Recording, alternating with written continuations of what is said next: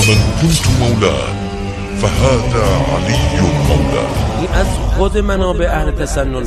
ابوبکر رفت خیبر رو فتح کنه نشد، عمر رفت خیبر رو فتح کنه نشد. پیامبر فرمود فردا پرچم اسلام رو به دست مردی میدهند که بسیار حمله کننده از او فردا پرچم اسلام رو به دست توانای امیر المؤمنین اسدالله الغالب یدالله داد و این چنین بود که قلعه خیبر با دست توانای امیر المؤمنین فتح شد.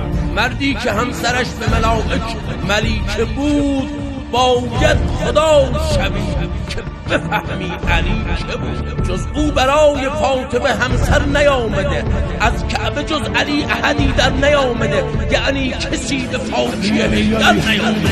علی علی علی علی علی علی علی علی علی علی علی علی علی علی